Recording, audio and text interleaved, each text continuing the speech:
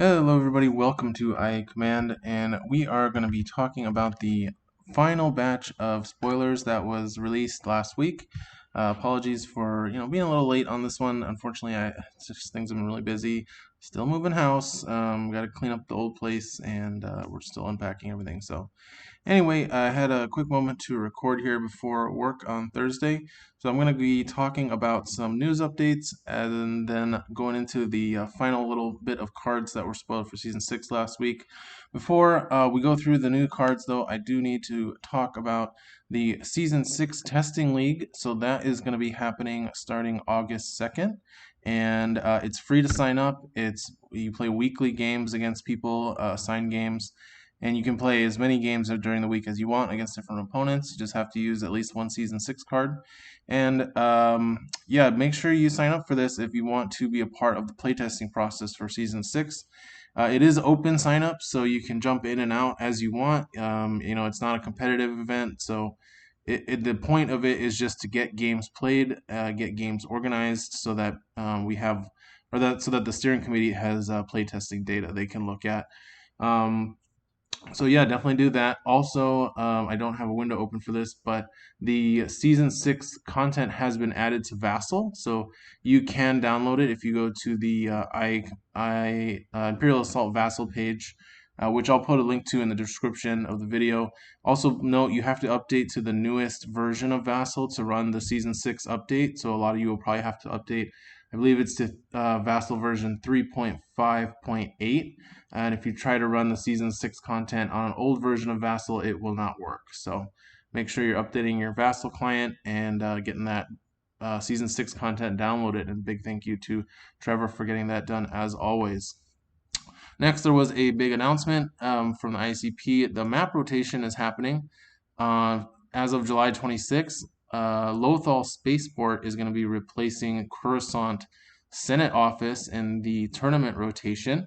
And this is going to be live, and I believe this is actually going to be live for the in-person event happening at the UK Games Expo, so that's pretty exciting. This is a big map. I'll just talk about this map really briefly. As you can see, quite a large map.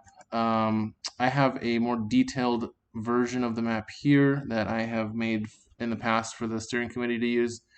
And so we'll just quickly talk about the two scenarios. First one is Mortar Fire, which each player claims 2 coordinates that match their deployment zone color and 1 green coordinate. So basically what you're doing is you place hidden tokens on the map each round.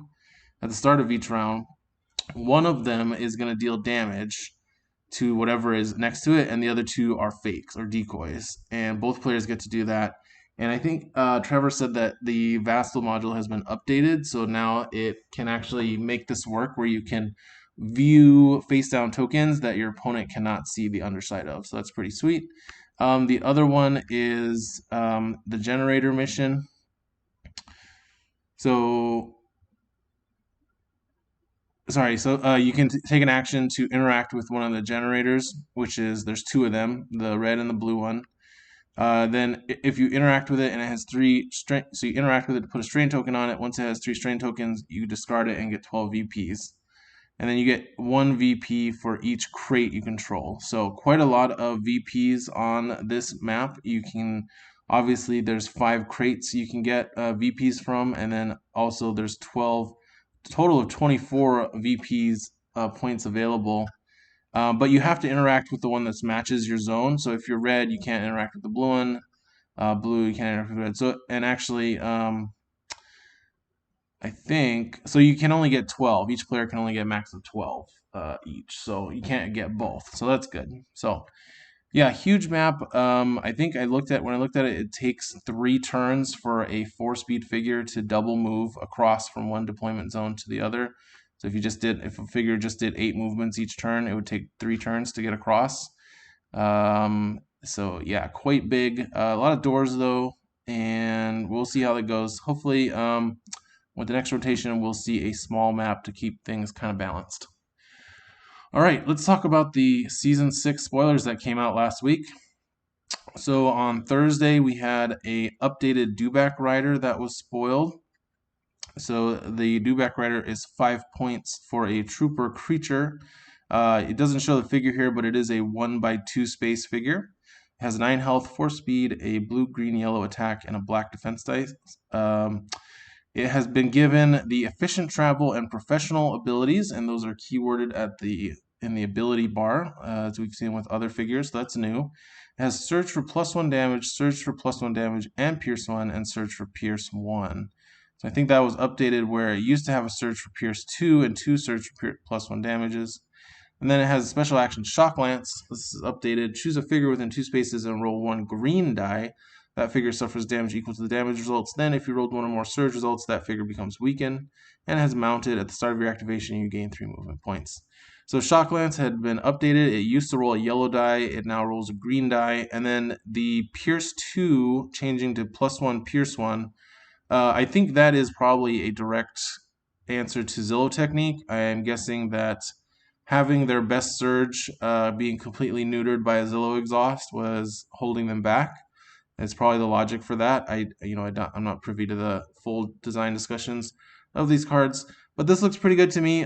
We saw in Season 5 Captain Taro getting a lot of play and a lot of utility out of the added efficient travel and professional abilities, and I assume that these Dewback Riders, they're very similar attack profile and abilities. They will get a similar boost from having those added. And three die for a 5-point figure in Empire, quite good. Their only thing holding them back is low health, and they are difficult to keep out of sight because they are large figures. So they'll have to really focus on defense, and then they don't have a surge for accuracy either, so they have to get in close to do what they want to do. But the mounted and the efficient travel is going to help that a lot. Looking at the command card that was spoiled in this article, we have Covering Fire. So this is an updated card, I believe, either came out in the core set or in the Rebel Troopers pack from Wave 1.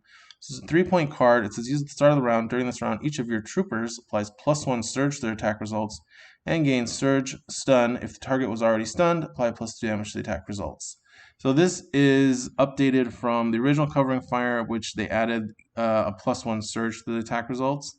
And I think this is going to be very strong in a swarmy list. It's basically, because it's +1 surge and then the surge converts into +2 damage after you've stunned something, it's basically adding 2 damage to all of your trooper attacks after the first one. Very strong. It's going to be very strong against very high defense figures, especially because stunning them is already good, but then adding the +2 damage with the extra surge, it's going to be really good as well. So I think this is going to be staple in trooper lists, specifically trooper lists that have a lot of attacks as a force multiplier. All right, the last article I think that was posted is going to be Cara Dune. So Cara Dune from the Mandalorian TV show. Bit of a controversial figure, but we won't touch on that. 9 points for a Trooper Brawler Heavy Weapon.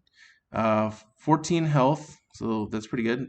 4 speed, blue, red, red attack die, and a black defense die. She has +1 accuracy, +1 block.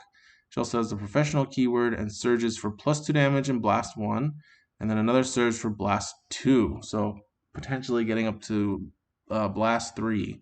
Although blue, red, red, you don't get a lot of surges with that. Her abilities are Smash. Once during her activation, choose one adjacent hostile figure and roll 1 red die. That figure suffers damage equal to the damage results. Then it is a small figure. You may push it 1 space. So basically, Chewbacca's ability. Then hunker down while defending. If you share a corner or edge with a space containing blocking, impassable, or difficult terrain, apply +1 evade to your defense results.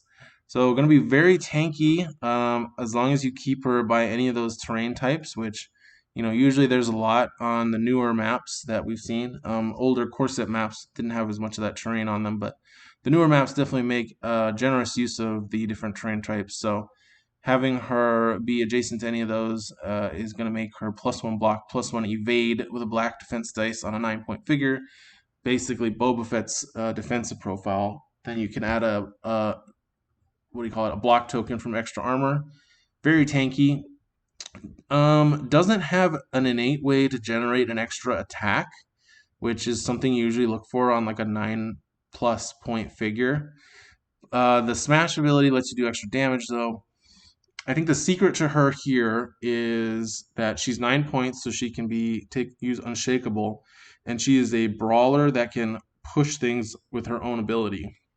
So she can easily trigger Parting Blow on her activation, and then you can exhaust Unshakable next time she activates to remove the stun.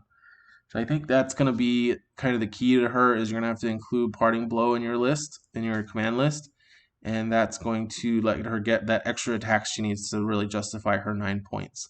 Heavy Weapon, great trait though. I should have mentioned this in the previous video about the Z6, but Heavy Weapon gives access to Overwhelming Impact, which is a fantastic ability, especially since it's going to give her the surges she needs to use those great surge abilities.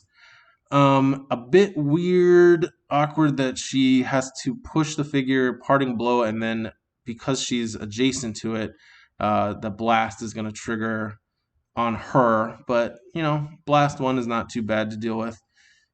She's basically taking 1 damage for that extra attack. Let's look at her command card.